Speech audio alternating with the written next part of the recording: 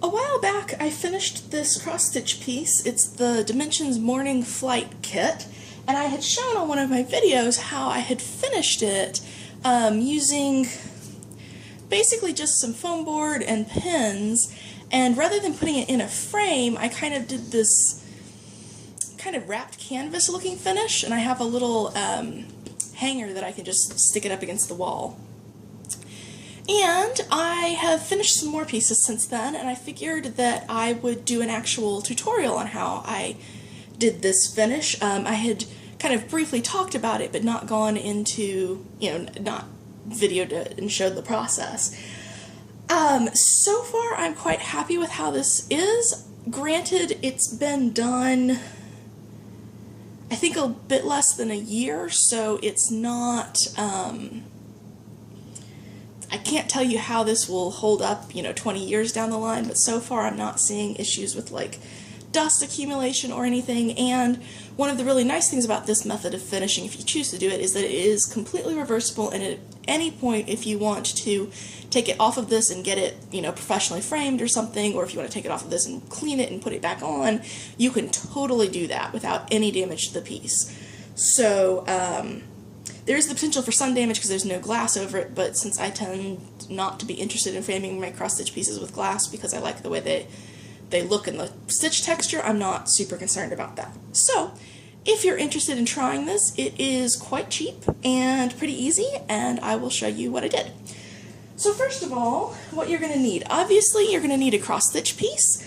This is the Dimensions Oriental Butterfly Kit that I finished last night. That's probably going to be the primary one that I'm showing you because it's pretty small and easy to manipulate and a nice color to see what I'm doing.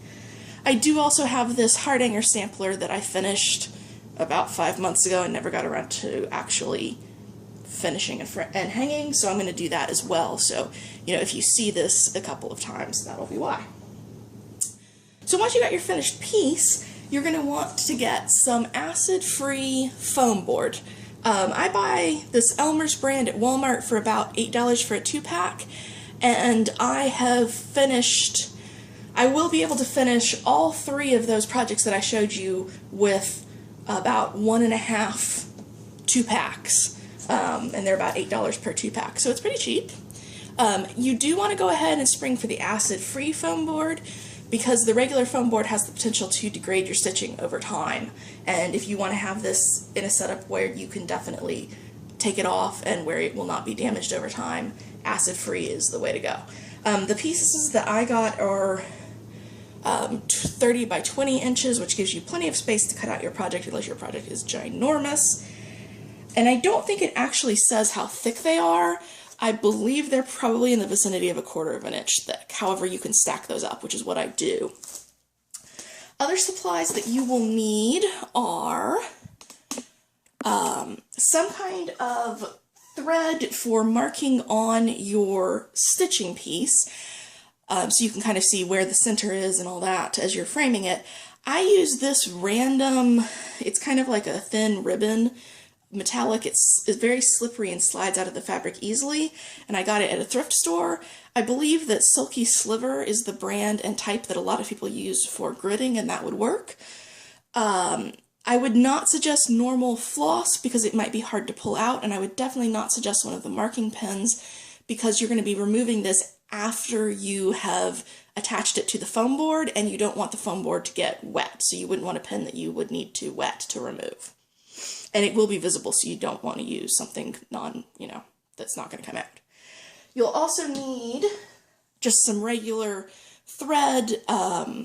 This is kind of optional, but I like to use it on the back to basically keep the edges of the fabric from flopping around.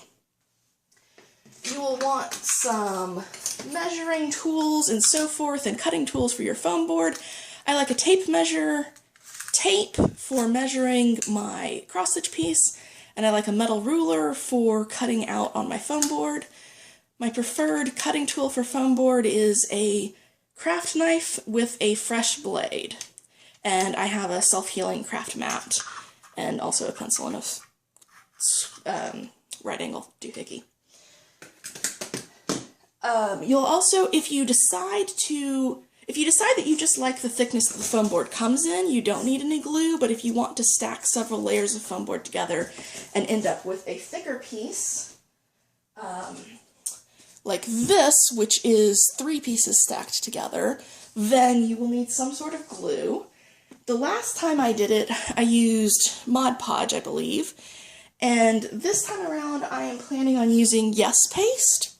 It's designed for scrapbooking and bookbinding, so it's low moisture and is less likely to warp the foam board. When I did the Mod Podge, I definitely had to let the foam board dry under weights, so that way it didn't warp at all. And I think that this will make that, I'm still going to dry it under weights, but it'll be a shorter process and I'll be less concerned about it. Honestly, I don't see any reason why you couldn't use Elmer's white glue as long as you're careful and don't put on too much and let it dry under weights, because again, you don't want that liquid warping your foam board. You will need some sort of short, rust-proof pens. I have, trying to think what these were called in the store. Basically, focus. They're 3/4 inch nickel-plated steel little pins, and that's what you're going to use to pin your fabric to the foam board. Depending on how big the borders on your piece are, you may need to trim off some of this excess fabric so that way it's not excessive fabric flopping around as you're trying to work with it and doesn't bulk up the edge of the piece too much. I am going to make the decision on whether or not I need to do that on these pieces once I've got the foam board ready and I can decide whether or not I need to trim down my pieces. If you do need to trim down your pieces and you have the supplies to finish the edges again, that would be a great thing to have. Not strictly speaking necessary, and because it's going to have minimal manipulation after you trim down the edges, even if you don't have anything to finish off the edges, you'll probably be okay. Okay, so step number 1 is preparing your fabric. You would want to wash your piece if you're going to wash it, and iron it before you get started. Then, what I'm going to try to show you, and I hope you can see, is I used some of that slippery metallic-like thread that I have to mark a couple of spots on my piece. So first of all, I have a little vertical line of this right here, marking the center vertically, and then I've got a little line of it, this side you can see it pretty well on. I've got a little line of it marking the center horizontally on both sides. And I also have a little piece marking where I want the fabric to fold around my foam board. So this is the line of stitches that I'm going to fold my fabric at. And so my front will be there and my side will be there. And I just used a tapestry needle and attached these, and because this is a very slippery thread, I just knotted them. And with this piece, because this is going to be my top here, I didn't need to mark the top on this one. Okay, so now that you've got your fabric marked, step number 2 is going to be to figure out how big you need your foam board pieces to be. Now, I prefer to use a stretchy tape measure for this, and what I'll do is I will go to, so I see this line where I said this is where I want the edge of my foam board to be. And I'll mark that, I'll actually line that up with the 1-inch point because I find that that works more easily. And I pinch that, and then I cannot do this on camera. I go across to the other side, and I pull my fabric a little bit tight, and I read where that is. Now that's on the 11-inch mark. Because this is centered on the, starting at the 1, that's 10 inches across. And I do go ahead and measure this with my fabric pulled a little bit taut, so that way I know how big the foam board needs to be to pull the fabric like I want, to put a little tension on it. I prefer to measure rather than going by stitch count, because in case the stitch count has changed a little bit with washing, or if the stitch count changes a little bit when you stretch the fabric, this will be the more accurate measure. Now with this very stiff Aida, I didn't notice really any difference when I stretched it. With the other piece, which I've got on hardanger cloth, I noticed a little bit of a difference, and I would imagine with a softer linen or even weave, you might see an even bigger difference between it's just lying around and then when you stretch it to measure it. So for this piece, when I stretched it between the points that I wanted to finish it at. I got 10 inches this direction and 10 1/8 inches this direction. So once I have that, I need to cut my foam board to that size. Okay, so step 3 is going to be to cut your foam board to the size that you decided on in step 2. I have here 3 pieces of foam board cut to 10 inches by 10 1/8 inches, and you can see if I stack them up, they provide a nice thickness. They're all the same size. They're not like 100% the same size, but they're close enough that it's not going to be a big deal. And then that is that. Now before I do my first cuts, I will draw out the size that I want on the foam board and then kind of lay my fabric over it and just do kind of a sight check to make sure I didn't do anything stupid, like add an extra inch somewhere, you know, just kind of check that it's about the right size. So you can see this is going to end up being framed about like that. Now, if you're not familiar with working with foam board, let me show you what my preferred method for cutting it is, because it's really easy, and foam board can sometimes be difficult to cut if you don't know how to do it. So this is just a little scrap piece, and what I'll do is I'll draw the line where I want the cut to be. I use a little metal-edged ruler, put it along that line. I'm going to have to figure out how to reach around my tripod here. Okay, that's really awkward, but we'll just do it. Sharp craft knife, ideally with a new blade in it, because it really does make a difference. And so what I do is I hold my ruler firmly in place, and then I very gently run my craft knife, very little pressure, along the side of the ruler.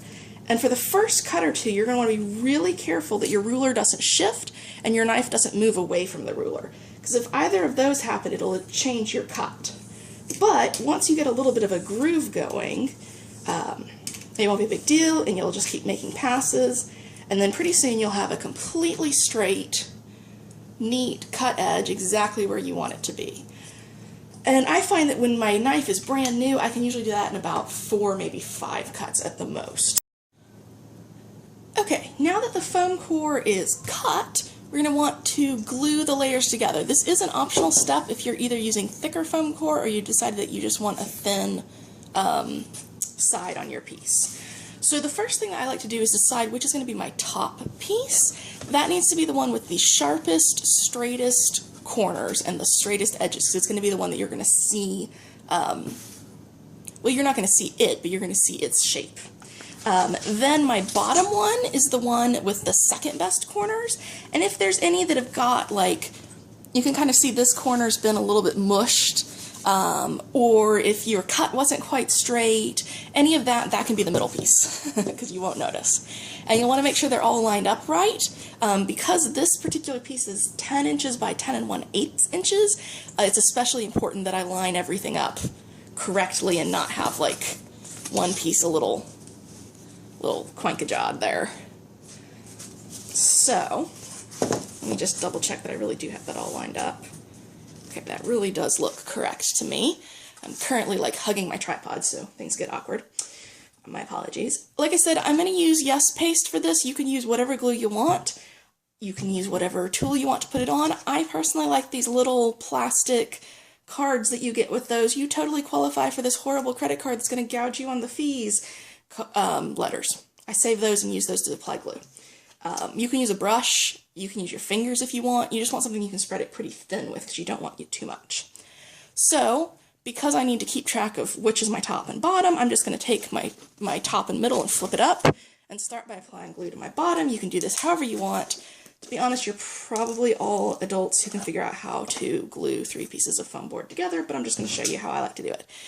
I don't think this is the correct color for Yes Paste. I bought mine at a thrift store. It's old, but it still works. So you need really surprisingly little glue. And with this Yes Paste, you just kind of, I prefer to just scrape it on. It's a little bit, I think it's a little discolored and thickened because it's old. Although I've never seen that color like stay. It always seems to dry pretty clear. Anyway, you want to get your glue up to the edges. If you're using a liquidy glue, then I would usually do a little bit of a drizzle across and then use your finger or some other tool to scrape it flat. Like I said, with this Yes Paste, it's definitely more of a scrapey type of glue than a drizzly type of a glue.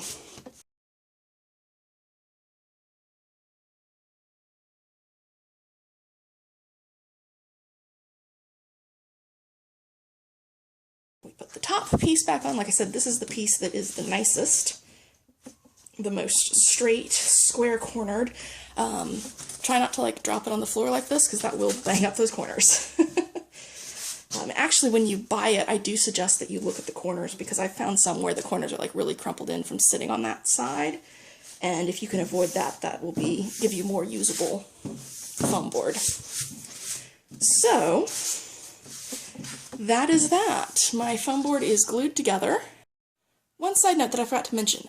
When you're gluing, if you're using like a standard Elmer's glue, PVA glue, white glue, I would strongly recommend that you leave this under whatever books or weights you have on it longer than you think necessary, because it's that moisture in the glue that causes it to warp, and you wouldn't want to think that it's mostly dry, take the weights off, and then have it like do this sort of thing before you put your cross-stitch pieces on it. So make sure that it is flattened as long as that glue is wet, and then probably a little bit more just to be on the safe side. Alright, it's the next day, and this is all dry. So we're going to mount the cross-stitch on it. One thing to be aware of when you are mounting the cross-stitch is you want your pins to go into this foam section, either here, here, or here, and not into the glued section in between. If you try to stick the pen into the glued section, you'll get a lot of resistance, so you'll know that is not the correct section. Having glued these with Yes Paste, I think that in the future I probably will go back to using Mod Podge, because I think that it just, I feel like it didn't get quite as good of a seal as the Mod Podge did. It's definitely enough, but I would have liked it to be a little bit more. So, if you need to, this would be a good time to trim down any like hanging over edges or anything on this. This one, it's not 100% perfectly aligned, but it's close enough that I don't need to worry about that. So the first thing I'm going to do is do kind of a test fitting, just to make sure that I've got the size of everything right. And also, this is like 1/8 of an inch off, so I'm just going to make sure. Okay, this is the narrower widthwise side. So what I want to do is align my marker for where the edge is on the bottom and my marker for where the edge is on the top, and make sure that that is indeed where it is, which it is, and then align my markers on the sides and make sure that that is indeed where it should be, and they are. The other thing I'm going to do while I have this lined up and I'm just testing things is I'm going to look on the back and see how much of an overlap I have. Now that's actually about what I want. I wouldn't want probably less than about this much, and I probably wouldn't want much more than what I've got here. And if it is, you know, flopping out into the middle, you can just trim it down at this point. So it looks like I measured and cut everything correctly. And the next thing that I'm going to do is mark the center on all sides of this mounting piece thingy, however you want to call it. And I'm just going to put a very light mark at the center on the bottom.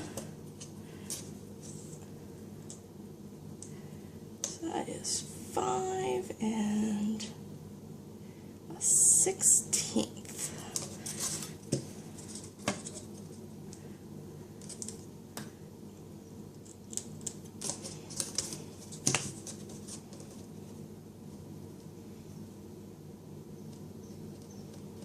Okay, so I got all my centers marked, and it's time to start pinning it on. So like I said, I'm using short rust-proof pens.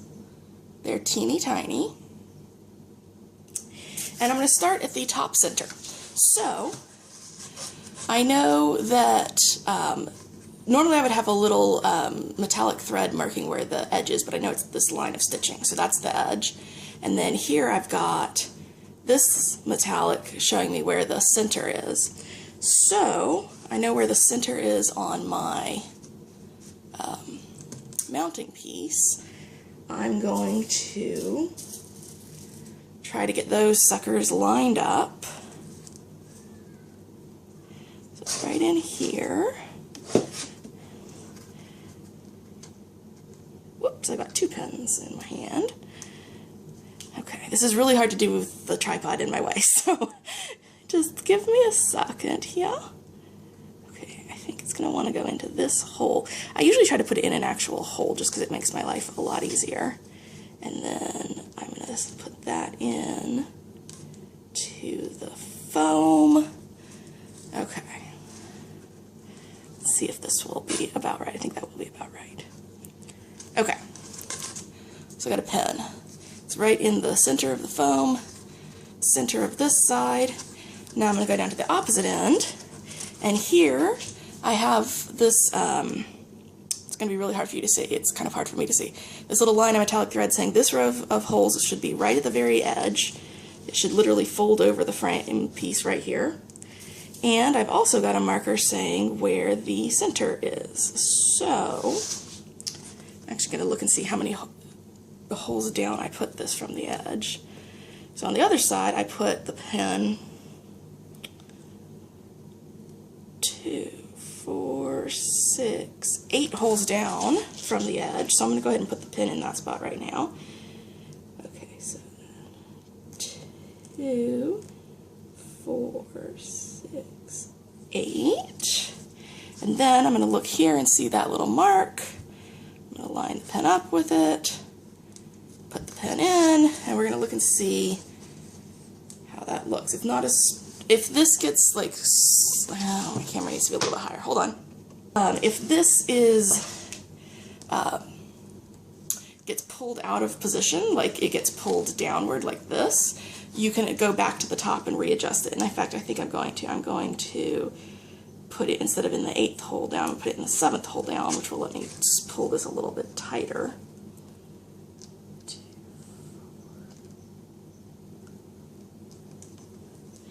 Okay, so I'm going to put it 7th hole down, and then I'm going to check underneath, pull that a little tighter. Likewise this one, I'm going to see if I can pull that a little bit tighter. Okay, so now it looks like the edge of my piece is hitting the edge of the, I guess you could call it the mat, where I want it. Now to the sides, once again, I know that this should be the row of holes that is exactly touching, folding over the edge, and this should be the row of holes that the pen goes into to be right on the center line. 2.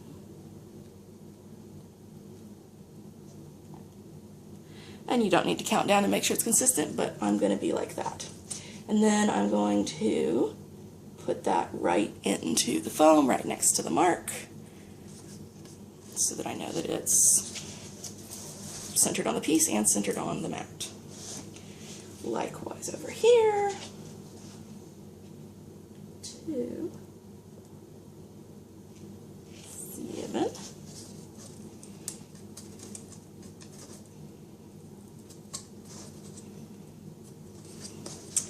Okay, so now it seems to be centered properly and the right size on the mat.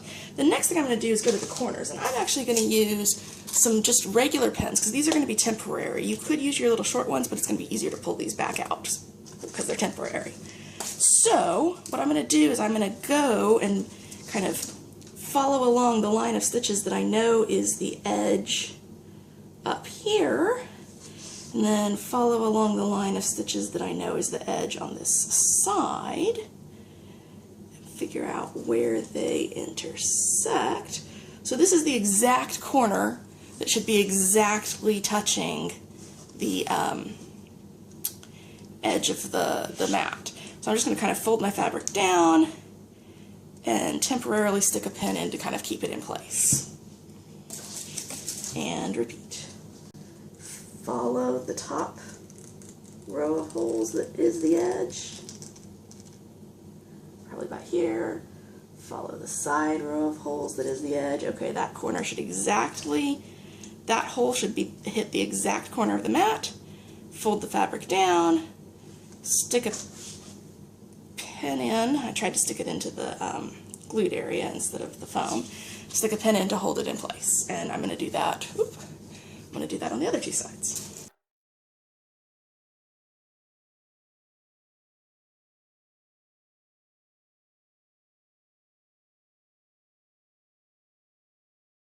Now that you've got the sides pinned with the pins that will be in, and then the corners temporarily pinned, you're going to pin all along the sides. And you've got two choices. You're going to want to start by pinning the middle so that way the fabric is evenly distributed. However, you can either choose to just kind of eyeball how far apart the pins are, or you can choose to put them at exactly the same distance apart. I like to put them at exactly the same distance apart and work my way outward. So when I pin this middle, approximately speaking, of the piece, I'm just going to stick a quick temporary pin in there. And so I'm just going to go kind of between that center pin that I know is in the right spot and that corner pin that I know is in the right spot. And I'm just going to make sure that the line of holes that should be right folding over the edge are indeed folding over the edge. And again, I'm just going to go ahead and use some temporary pins to make sure that that all stays in place.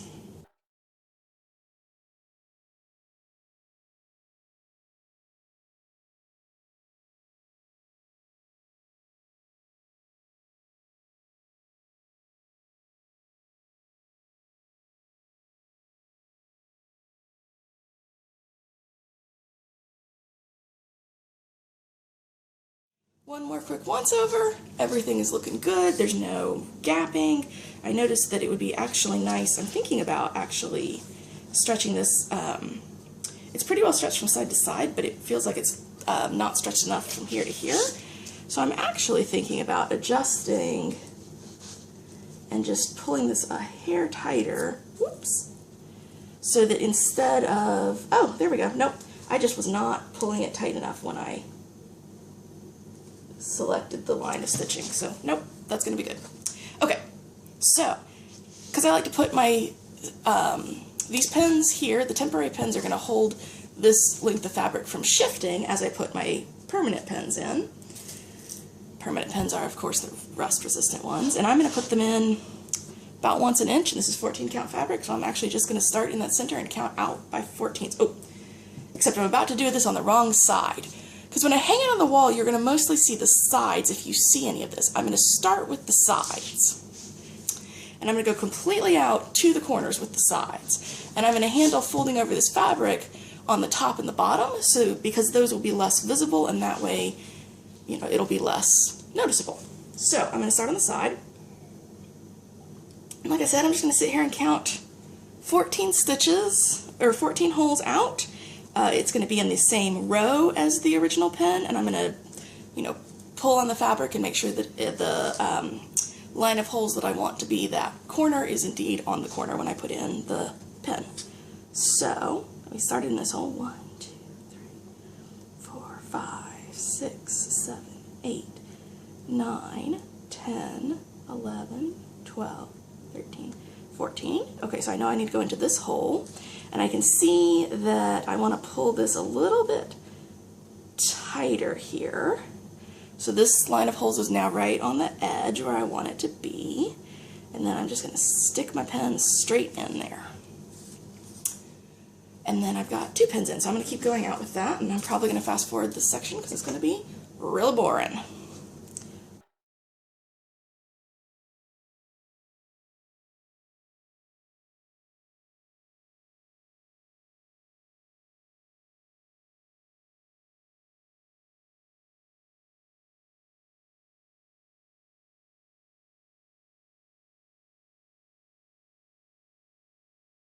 Okay, so I'm going to go ahead and just end here. That is close enough to the corner, and when I actually turn the corner on the top, I can add an extra pin in here if I need a little extra stability.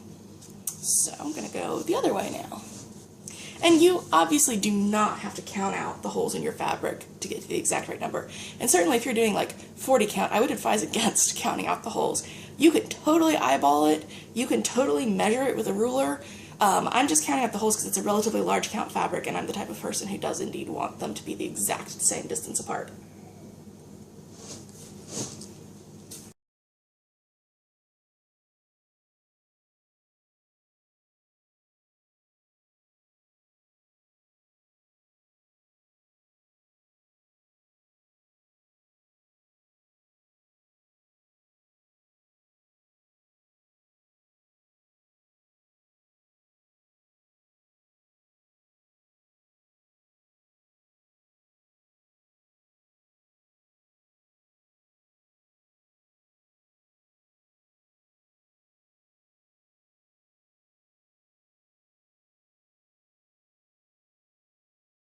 Okay, so those are all taken care of, and again, starting to look pretty good. So up on the top and on the bottom, I'm going to go most of the way to the corner, but not quite as far, because I know that I have to fold this bit under.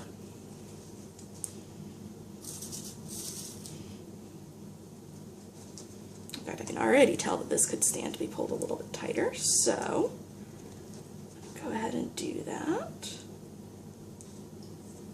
All right.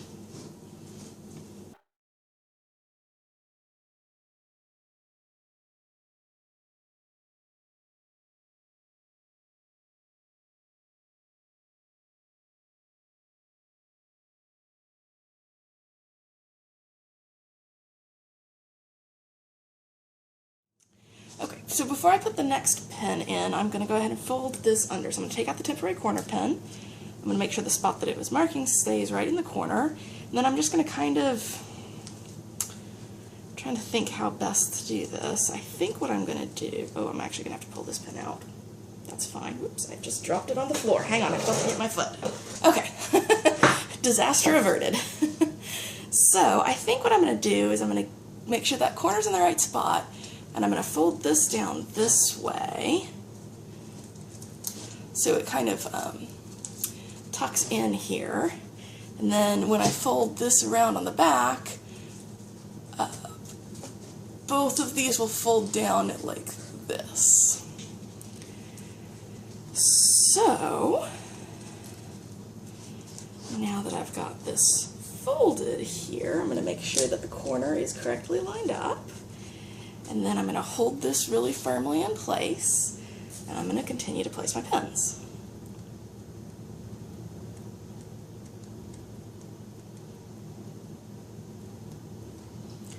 Oh, I can feel this pin's going to have to go through the extra fabric there, so I did need to pull it out earlier.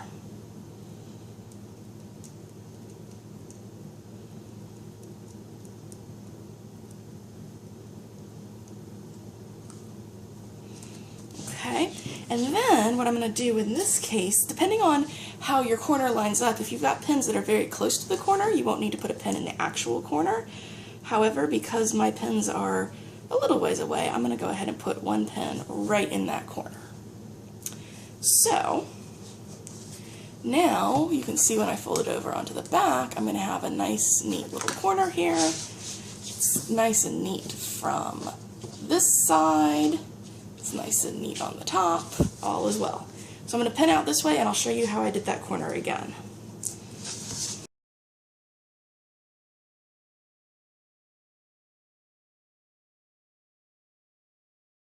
Okay, so now I'm at this corner. I'm going to make sure that it is indeed lined up properly. And then what I'm going to do is I'm going to flatten this along the edge. I'm going to lift up the stuff that's on the top, and I'm going to kind of fold what is along the edge. So the edge goes up and then over here. And then you end up making kind of a triangular fold, like you're wrapping a present up on top, and pull it down. And then you've got this sort of a structure here. Man, that may not be the right angle to show it from, but I don't know how else to set up my camera, so hopefully you can understand what I'm doing. And honestly, you can do whatever you want. If you want to bring it this way and then fold it in a little bit on each side, you can do that. If you want to go completely straight up and then just kind of wing it, you can do that. Just do something that makes it tuck under neatly that works for your fabric and you. It's not exactly an exact science, let's just put it that way.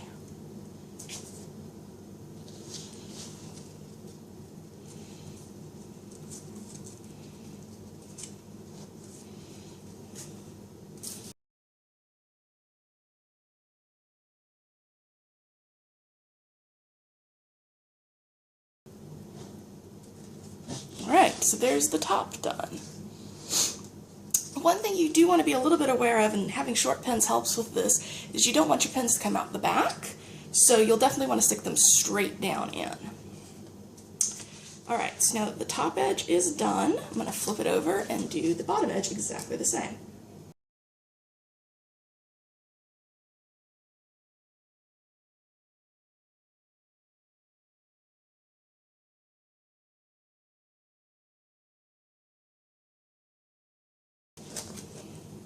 Alright, and we are done with the pinning. As you can see, it's very nice and tightly stretched across the foam board mount. The edges are nice and evenly pinned. Should note at this point that that 1-inch pinnings that I was doing is not a magical number. You can do whatever you think works best for you. So now what I'm going to do is I've got these metallic threads that I was using to mark where the edges are going to be, and I'm going to snip those suckers. And the reason I use very slippery ribbon-like threads is that it makes it easier to pull them out.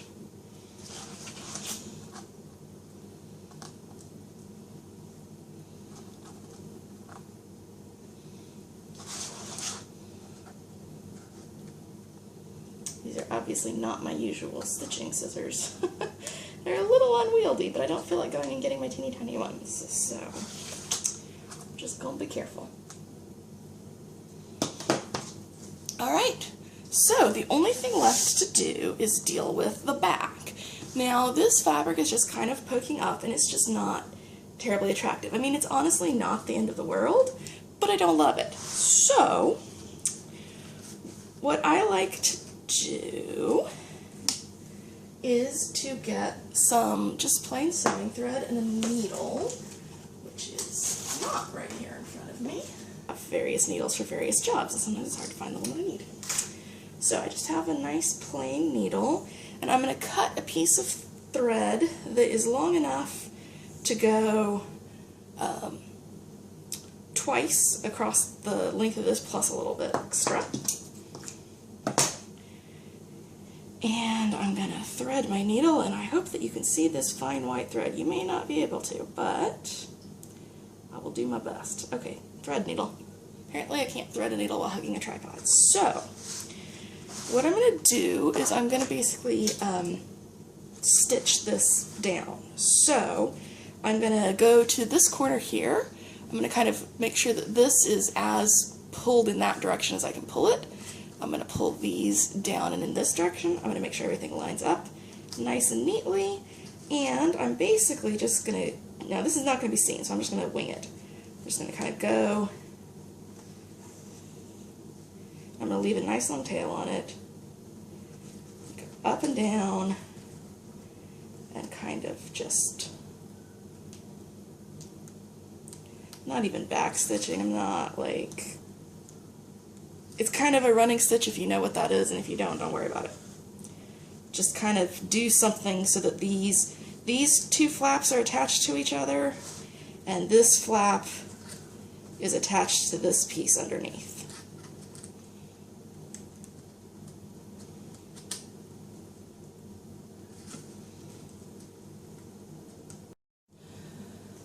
Okay, my camera decided to cut out on me there. Anyway, where we were was I had taken a needle and thread and kind of winged it until I had some attachment going between these pieces of cloth. Now I'm going to go down to this other end here. I'm going to, again, kind of fold these in and crease them and end up with as neat of a fold as I possibly can.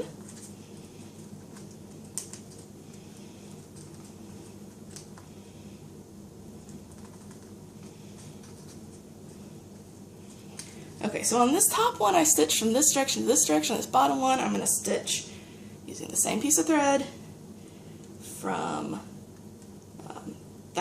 this direction, that direction.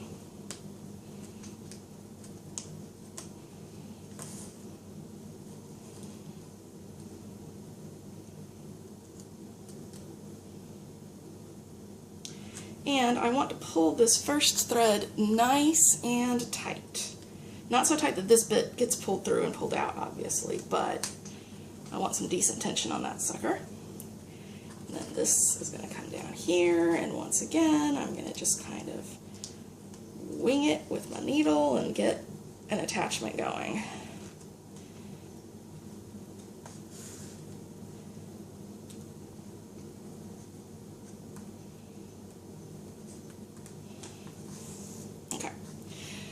Now, I'm sure you could do this in a lot prettier of a way, but this is just what I've done and what works for me. So, make sure that this is nice and taut. I can give it a little bit tighter here. There we go. Then I've pulled the needle off, and I'm just going to knot this thread as tight as I can. I do use a pretty strong thread for this because it is going to be under some tension here. I'm using an old hand quilting thread that I happen to have sitting around.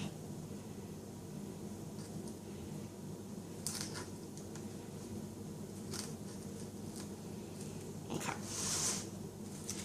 Then I'll just cut off this little extra bit. So that's going to hold those in place.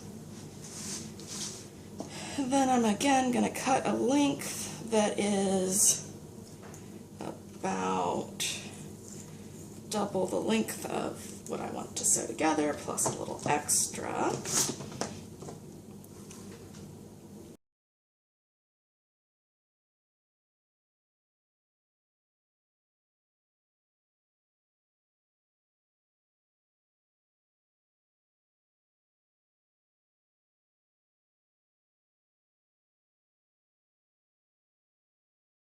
So there's a method of mounting that involves actually lacing from side to side with thread. This is not that at all, but it's kind of based on that. And then that's actually pretty good. It will keep the fabric from poking out. I think I'm going to go ahead and put one cross piece here and one cross piece here just to make absolutely certain that this fabric is not going anywhere. Again, this is a very thick Aida, so I don't think it's as much of a concern with this as it would be if it was like a very lightweight, flexible fabric that might kind of flop out from behind the piece. So for this, I'm just going to go under a little section here,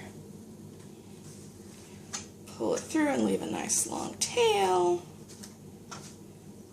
go over to the other side, go under an approximately the same size section in approximately the same area in the opposite direction, pull that through, pull the needle off, pull this nice and tight, and tie a little square knot here. If you've got someone else to hold that center of the knot down, that will really make your life easier. And then, as you can see, just by having these two,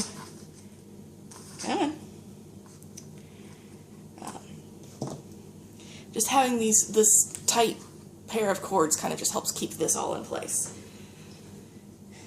And honestly, I don't think I even need to do it on this side because these that are on it are holding it down.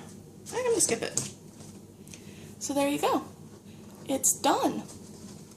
That's all. Now you just go hang it on your wall and you're done. So the only other thing left to do is hang it on the walls. And what I personally like are these command picture hanging strips. You don't need to get the large for the cross stitch. They're very lightweight, so they don't need a very big one. But the large were cheaper on Amazon. So, and the way these things work, they're actually pretty nifty. They're basically they're almost like Velcro, and you can just stick any two of them together. And you can see there's a peel-off backing here, and that's a sticky adhesive that you can stick one of them to your wall, one of them to the back of this, kind of like that, slap them together, press it up against your wall, it's not going anywhere. And they are non-damaging, and you can pull, like with the command hooks, they tell you how to take them off the wall safely. So I like it because it lets me just do an adhesive right to this foam board. The other thing that I personally like to do is I will, if I have like a paper with information on the pattern, I'll often just tape it to the back of this, so that way I've got it with the piece in case I ever want to be like, oh, who designed this or something.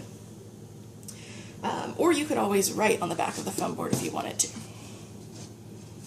Okay, that was not dirt on my piece. I was like, what is that? So that is all there is to this finishing, and if I weren't explaining it and taking my time counting things, it would actually be even faster than it is, which is pretty fast. So I'll just briefly show you what I did with the heart hanger piece that I'm going to do. So this is what I'm going to mount it on, same method. And what I have here, the difference is that because it's heart hanger, it's cut work, so I wanted the cut work to really stand out. So I actually, the top layer of foam board has a cutout in it, and I painted the inside of that cutout black.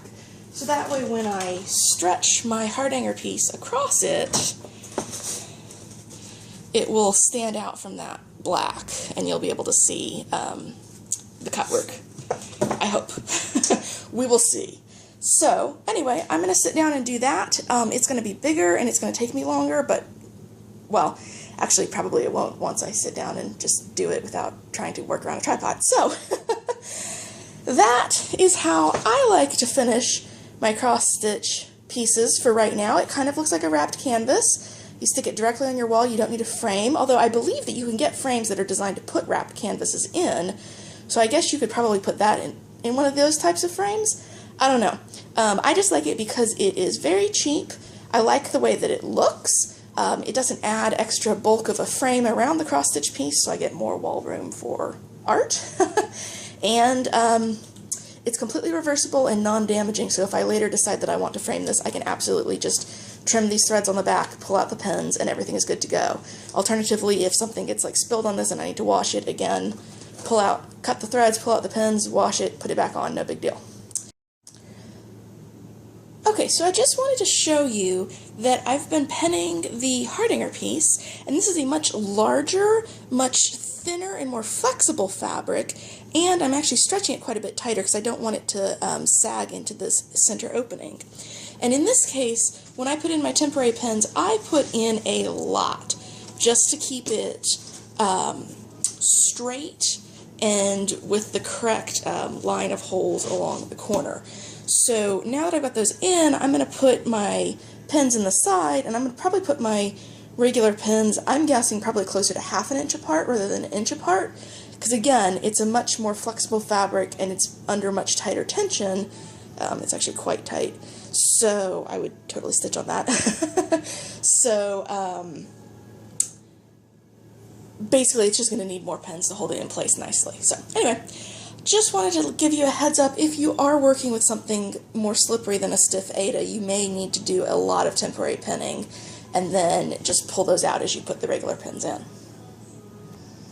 So I hope that that was helpful and that you understood everything and that my camera angle wasn't horrible.